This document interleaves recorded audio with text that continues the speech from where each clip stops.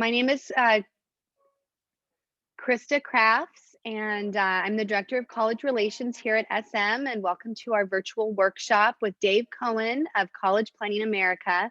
Dave generously shares his time every year to give us tips and strategies and the information about saving for college and all the things that you need to know leading up to your senior year. So Dave, why don't you go ahead and get started? Thank you so much for joining us. Okay, let me just get started here with sharing the screen, and we'll go from there. If there's any questions, write them in the chat, and I will try to answer as many questions as I can when I'm done, and then I'll also leave my contact information so that if anybody wants to chat to me afterwards, then you can do that. So firstly, let me just introduce myself. I am a financial advisor with a SageView Advisory Group in Newport Beach, and I specialize in helping families plan for their future, plan for their finances, plan for retirement, and all that kind of stuff. And the approach that I take is really we're trying to fill this bucket for retirement, but sometimes there's holes in the bucket. And one of the largest holes that are in the bucket is college planning. People spend a lot of money on college planning, and sometimes it inhibits or derails their retirement. So I started College Planning America to help parents and families on the financial side with their college planning. Let's just start out by getting the record straight, because I don't want anybody thinking that I don't want the best for their kids. But as parents, we would all love for our students to be going to the very best and elite colleges.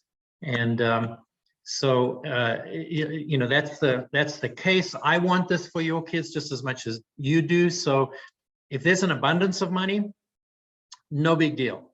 And you know, then you can pay whatever you want for college. But the question is, what can we do to protect the parents' future and give our kids the best future that we can? So we really want both.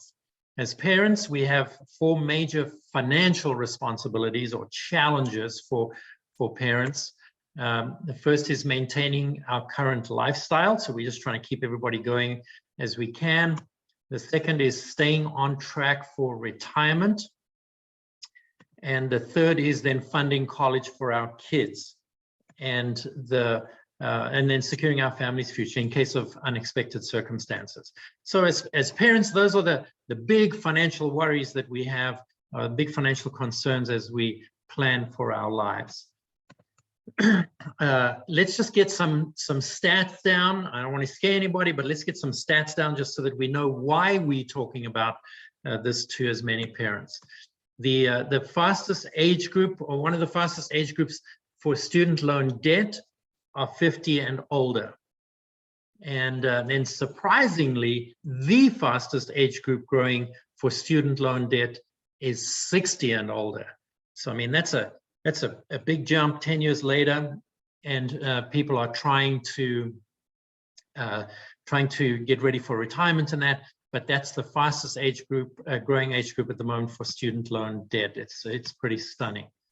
So let's set some expectations as we look at college tuition versus other expenses, and why we need to plan as early as possible. If we look at inflation, with many other things, we look at the inflation on all these things. Medical care has gone up dramatically, but college tuition is almost double what medical care has gone up with. And it's pretty stunning, the rate that it's gone up.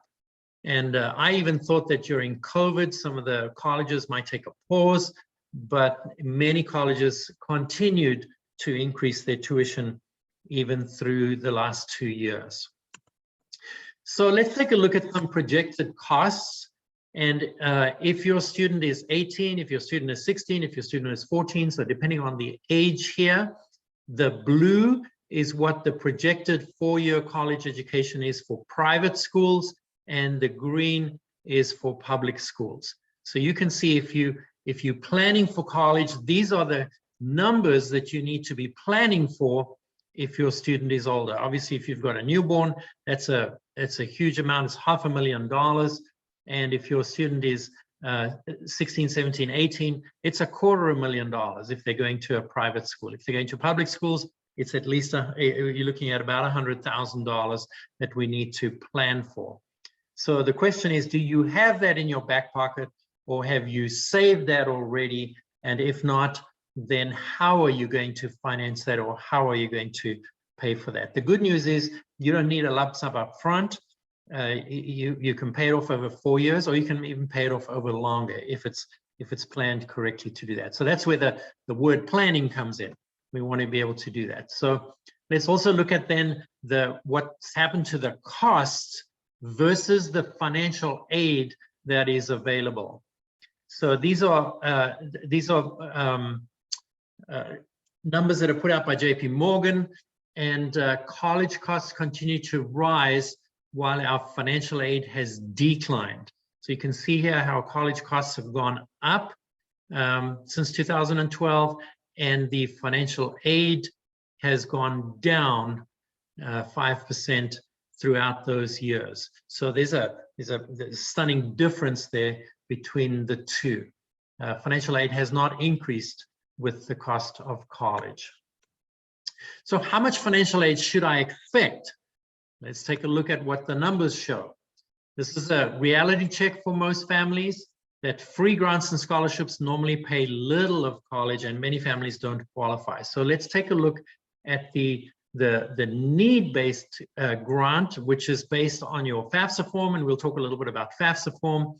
The reality is that only 50% of families who apply for that receive grants, and the average amount on that is about $5,000. So it's down 19% since last year. So you can see here the average of total costs covered by those grants. And then merit-based grants, which is based on your student's performance. This here is need-based, is based on the family's financial information and the FAFSA form.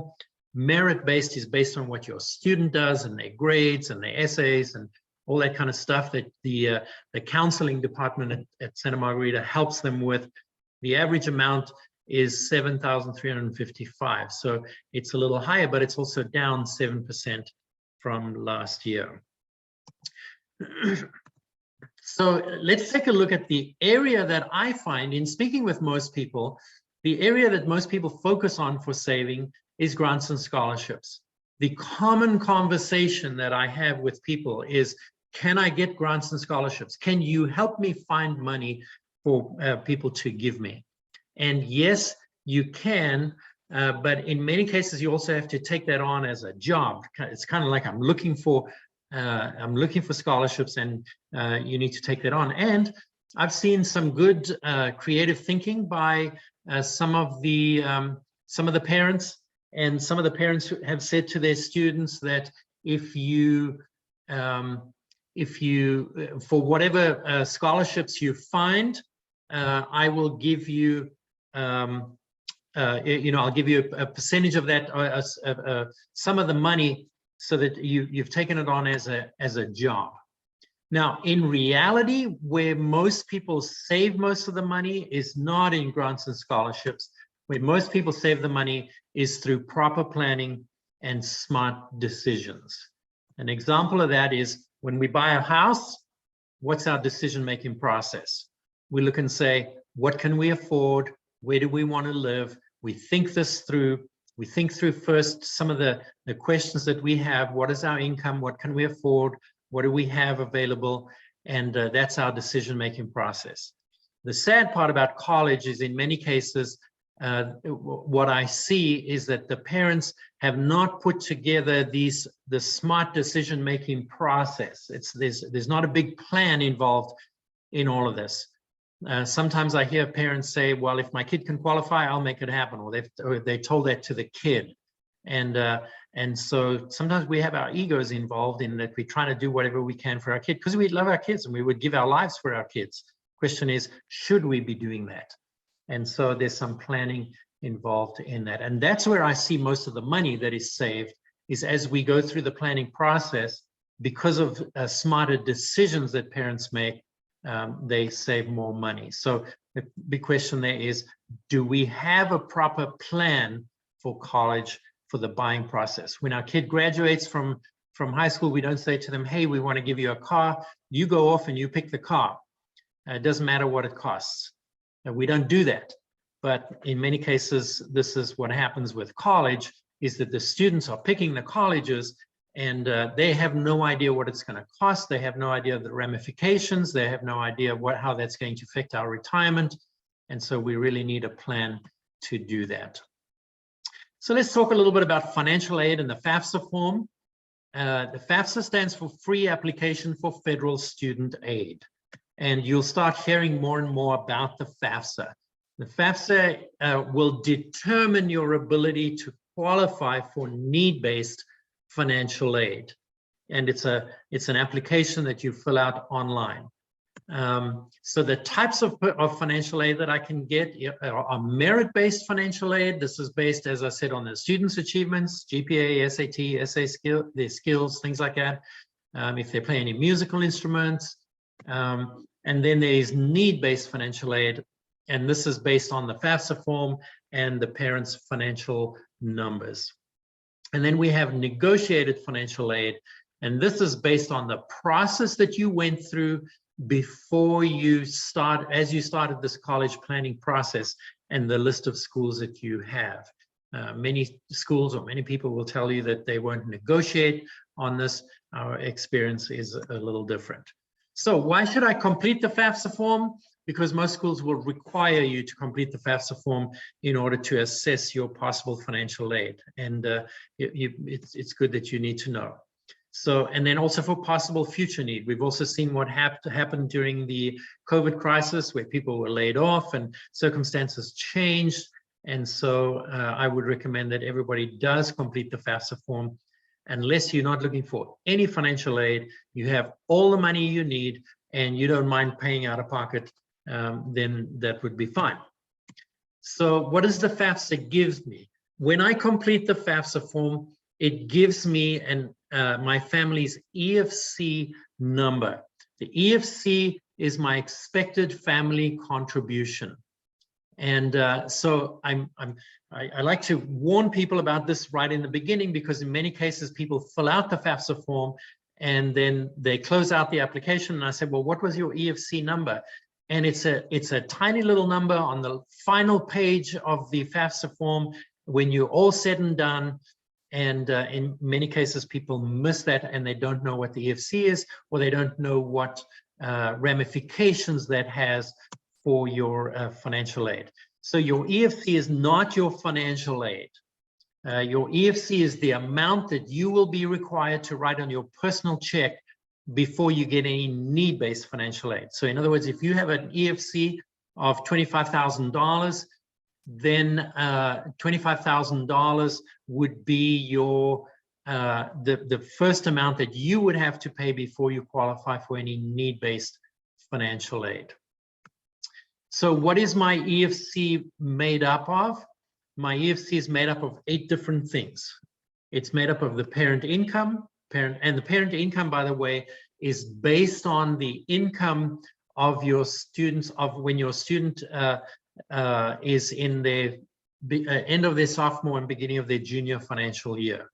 So if that's the year that your student is in, then 2022 is the year that they will have that that would be applicable as far as parent income goes.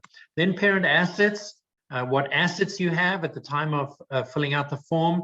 Remember that your retirement assets are not taken into account for this.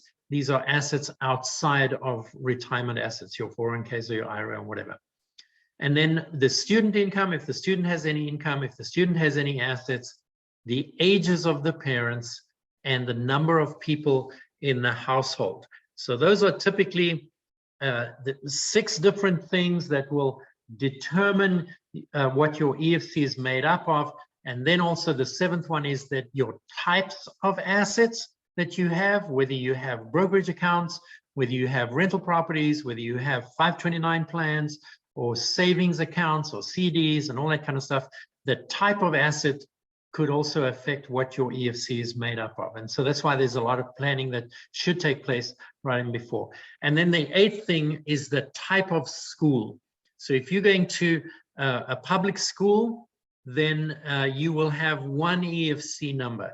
If you're going to certain private schools, they will also, in addition to the FAFSA form, have a different form to complete, and that could give you a different EFC number. And so not only do you want to make sure what your EFC is, you want to make sure how my EFC is going to be affected by the choice of schools that I'm making. And by the way, at the end of this, I'm going to give out my email address and phone number, and we're going to offer to anybody on this a free or a no-cost interview where we can go through some of this, and we'll work out what your interim EFC is, what your provisional EFC is right now, so that you can help start planning and start putting together a plan so that you can actually know, even if your kid is a freshman or a sophomore or a junior, you can get an estimate of what your EFC will be at the time of completing the FAFSA form.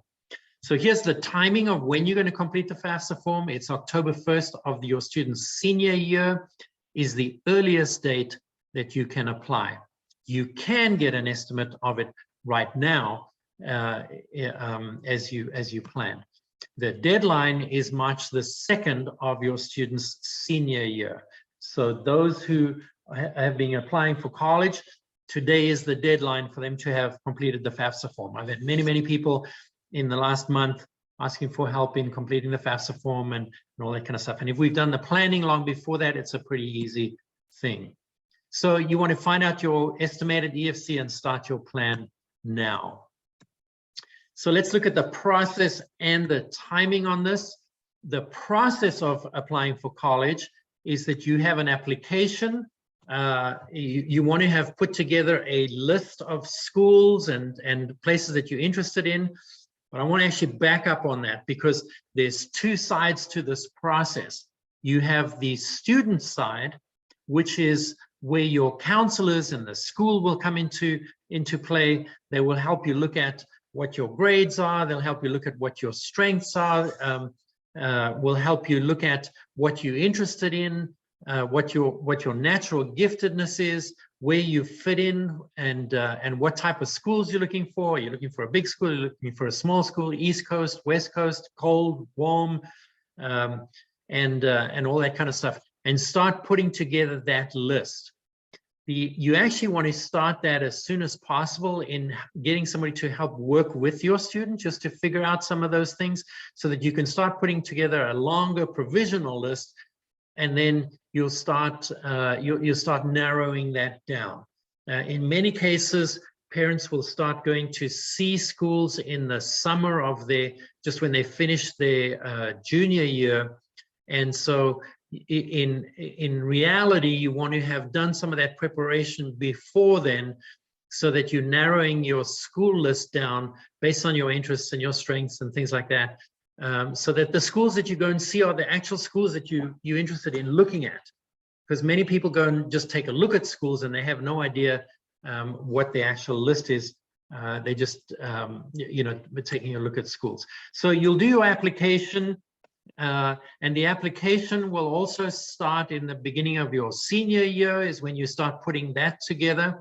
And so the process is you'll do your application first. Sometimes people get a fright and they want to do the FAFSA form early. And part of what you want to think of on the process is that there's no point in completing the FAFSA until you actually sent an application to the school. Because what happens when you complete the FAFSA form is that they will send your EFC number to the schools. Well, if the school gets your EFC number and they haven't even received an application from you, they're like, I don't even know who you are.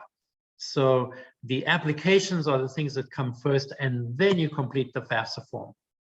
Then after that, the school will let you know whether they've accepted you or not. And sometimes, depending on the school, that could happen towards the end of the calendar year of your students' senior year, and sometimes even all the way through to April of the end of their senior year, April, May, because remember that if 2nd of March, which is today, is the last day you can complete your EFC, that in many cases will be the day that you'll be able to receive kind of financial aid. So you want to complete the FAFSA form. Many cases you'll hear whether there's acceptance. In sometimes the school will say, yes, you've been accepted, and we've given you a $5,000 scholarship based on your GPA, or based on whatever merit aid you might qualify for. And then after that, in most cases, only after you've completed the FAFSA form, after March the 2nd, do you get a letter then to tell you how much you've qualified for your need-based financial aid. And then you can respond to the offers. Schools will send you offers and say, here's what we're offering you. If you've done proper planning beforehand, there's a possibility for negotiation depending on the schools that you're applying to, and then the student will need to accept, and that's how we start the school. So as I mentioned earlier, as a parent, we would mostly give our lives for our kids. The question is, should we? And what are we teaching them if we are, what are we teaching them if we don't do this proper planning? So if we can afford expensive college and able to retire without running out of money or anything like that, then that's wonderful. But I try and get families to consider the reality and see the truth with a plan. Sometimes it's not popular with parents, but it's my job. And so let's just go in with our eyes open with what we're going to do. So some questions we want to ask ourselves is, do I have the number of what my end cost will be after loan interest and inflation? Have I added in all the costs for any other kids going to college, my second student, my third student? Are there any students coming along afterwards? Have I added in those costs? And then where's the money coming from for all of this? So I've got to kind of know in advance if I'm making this plan. And if I'm taking out loans, where's the most efficient place to get the money for those loans? So let's take a look at college and retirement. If we're here now and we want to be there in retirement, the question is, if I'm going to go there, do I know the answers of the 4 vital financial planning questions in order to do that? Because if I don't know that, how do I know how much I can spend on college? Let's have that retirement plan in place first, because that's our #1 priority. And if we think about it, if we don't have that in place, then in many cases, we'll be reliant on our kids for our retirement. And my bet is, if you ask most of the kids and you say, well, which would you rather have, the college of your dreams or paying for your parents when they're retiring because they don't have enough money? And most kids would, and if you think about it, most people would say, well, let's do some proper planning first so that that doesn't happen. If we don't do that planning, then we might end up there in retirement or there in retirement if we have a second or a third child. So here are the 6 essential questions for parents on college. And the first one is, who's paying for college? This is a question for parents. It's a question for you and your spouse or whoever's responsible in paying for college. Let's say, okay, who's paying for college? Are we paying for everything, or do we want our student to have some skin in the game? Sometimes people have different opinions because they've had different experiences. The husband's parents might have paid for his college, and the wife might have had to work her way through college. But let's have this discussion first amongst ourselves so that we can get some unanimity on this. And as we then communicate that to our student, we're both on the same page. And then, what do I think college will cost? Do I have a number in mind as to what college might cost? Have we done a little bit of exploration into what is the total cost? Not just tuition, but room, board, books, tuition, transportation, travel, anything else, if they're going to study abroad or anything else. Let's get a number together of what we think college might cost, and then make a decision. What is our college number? What are we prepared to pay out of pocket for college? And if we can go through these things first before we start having discussions with our kids, it's kind of like saying we want to buy our kid a car when they finish high school, but let's go through this decision-making process so that when we tell them, we're setting expectations properly. The last thing we want to do is to disappoint our kids where they're coming and they're waving an acceptance letter from Brown, and they say, I got it, my dream school. And you look at the price on there and you say, I don't know how we're going to make this happen. And then we're bursting their bubble. So let's set expectations. We don't want to burst their dreams, but we do want to, so we want them to apply to places that they'd like to, but we want to set expectations that if it doesn't come to these kind of numbers, falling with these parameters, then it might not happen. And then we've got to think, what impact does that college number have on our ability to retire and live without being a burden on our kids? Because it doesn't help us borrowing to the hilt and we can't retire, and then our kids have to pay for us in retirement. That's not fair on them, and it's not fair on us. Neither would want that.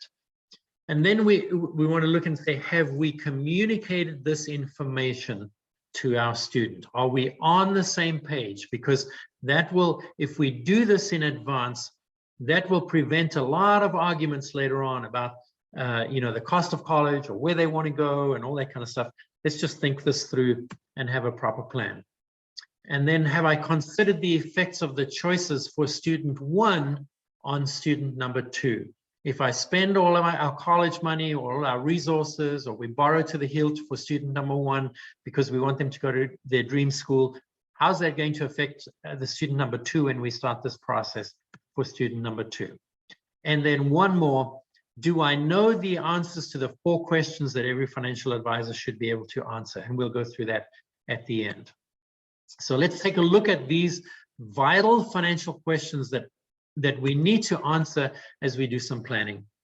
What rate of return do you have to earn on your savings and investment dollars to be able to retire at your current standard of living and have your money last through life expectancy? In other words, not running out of money. Let's do some numbers on that, because your financial advisor should be able to answer some of those questions for you as you do some planning. How much do I need to save on a monthly or an annual basis to be able to retire at my current standard of living, or the standard of living that I want, and have my money last until life expectancy? So how much do I have to save, and what's the rate of return I need to get on that money? And then, doing what I'm currently doing now, how long will I have to work to be able to retire and live in the current lifestyle until life expectancy? Let's take a look at that so that I'm planning and I know what that might look like in the future. And if I don't do anything different from what I'm doing right now, how much might I have to reduce my standard of living in retirement for our money to last through life expectancy? These are questions that we really need to answer before we can decide how much we're spending on college. It's on the planning side. And then we're going to kind of wrap it up before I answer a couple of questions. There's one question that the counselor cannot ask. Now, firstly, I want to say that I've worked with a number of schools in Orange County for quite a few years, and the parents and the students at Santa Margarita are really, really fortunate in that your counseling department is second to none with all the other schools that I've worked with. So you're very, very fortunate to have the quality of people that are working in the counseling and the college planning department. So they will help your students with many of the questions, many of the planning things. I would suggest that when the time is right, you speak to your counselor and you set an appointment with them and you have some of these discussions. Any resources that are available to you. So if you have Naviance at school, and that's available to you. Make sure that your student is completing those things and doing the things that your counselor can do, because there's a lot of resources available to them to help the student side on this. Most of my job is helping the parent side in making sure that the parents look at this. So the one question that the counselor cannot ask is, how much money do you have and how much money do you make? That is a confidential question. And so they focused on what the students are busy doing. And that's not a question that they can ask you. Now, if they cannot ask you that, and you don't know what your EFC is or what you can afford, or have gone through the planning process, then it's very difficult from the counselor side to help the students put together their list and in doing some of that planning. So we need to, as parents, be helping the process by knowing some of this information. I'm going to answer a couple of questions here, and if you want to, when you're done here, you can take down my information and you can give me a call anytime. You can send me an email, and I'd be happy to set up a no-cost 90-minute appointment for you, either online or in person, and you can reach out and we'd have that done. Let me just answer a couple of questions. The first question here is, what does EFC stand for again? EFC is my expected family contribution. My expected family contribution is the number that I'll be given from the FAFSA form that will determine whether I qualify for need-based financial aid or not, and how much that is. This is not a monthly number, but it's an annual number. So every year you'd have to complete the FAFSA form, and every year, so even throughout the course of your student's college, this planning process, you need to be watching these things and planning to see what your EFC number is. So, the main factors that are taken into account for the EFC are those 8 different things. It's the parent income, parent asset, student income, student asset, ages of the parents, how many you have in the household, what type of asset that you have, and also the type of school that you're applying to. So you could apply for one type of school where your EFC might be $15,000, and then you apply to another type of school where your EFC might be $30,000 for that school. So you really want to take that into account as you look at that. So those are drivers that you have on those. Now the question is, how much do I charge for the college planning services? So there's 2 sides to this. The first that I would suggest is schedule your no-cost appointment. The first thing we want to do is, the information that you have is confidential, so we want to go through that together. And let's take a look at what you have, what your EFC is. There's no cost to doing that. And let's take a look at the resources and things and determine if there's anything that I can do to help you. Because in many cases, we might take a look at this. I might give you 1 or 2 pointers, and you're doing everything right, and say, hey, you've got all this under control, and you have your plan together, and I'm happy to have assisted you with any information that I might be able to give you on tips and things. If there's a planning process that might go forward from there, then we'll determine what that looks like. The maximum that anybody would be able to would need to pay for the very best out there is $2,499, and so I think you'll find that extremely reasonable for any kind of planning side. Many of the cases that we deal with, I'm helping the parents on the financial side put together their financial plans, and then the college side just comes with that. So let's take a look at what you have. Let's take a look at what your situation is and determine if it even makes sense for you to pay a dime for any kind of planning. We want to make sure that it's effective, and in many cases it doesn't actually cost you anything for going forward from that. What income level is typical that receives aid? this really depends. Remember, there's different types of aid. You get need-based aid, and you get merit-based aid, and you get negotiated aid. Sometimes the negotiated aid might be effective because families earn a lot of money and there's no chance for need-based financial aid, but because of their planning process, they have the ability to negotiate some of that. So I would say that the need-based aid, if you're earning $150,000 a year, which in Orange County, I don't want to sound blasé, but in Orange County is much more typical than it is maybe in the Midwest or something like that. Then your need-based aid starts phasing out, and that's where you really want to make sure that you're planning on some of the other things. Percentage of our total contribution to total tuition. That's really going to be dependent on your financial circumstances and your EFC. Can we get a recording of this? Yes, I have recorded this, and I will send out a link to everybody after this, so that you can share this or take a look at this again. Do the figures include all expenses on the 4-year costs? The figures include all expenses or just tuition? That was just tuition. The numbers that JP Morgan put out, and how much should we estimate for added expenses?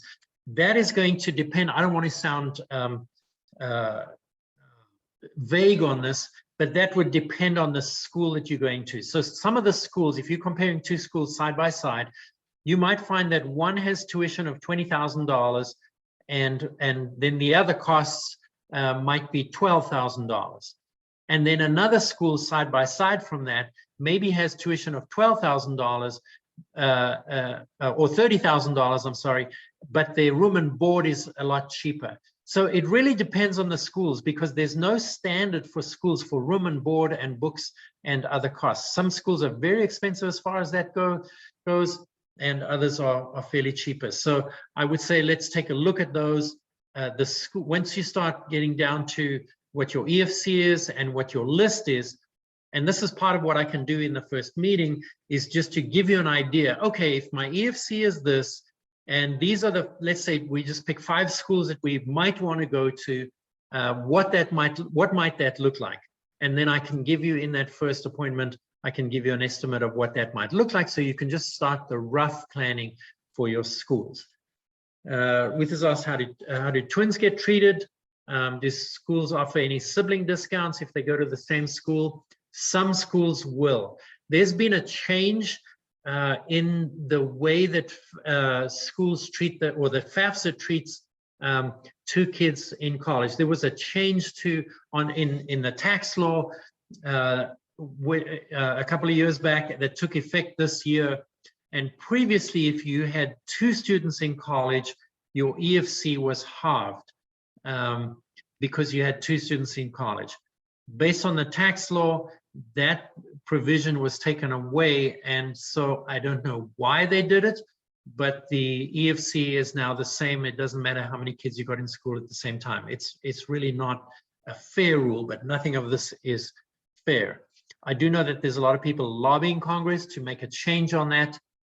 We've all seen how long things take to get through Congress. So the rough estimate amount of merit-based savings, well, remember that this is the average of families all around the country that we gave. It's going to be different for every student.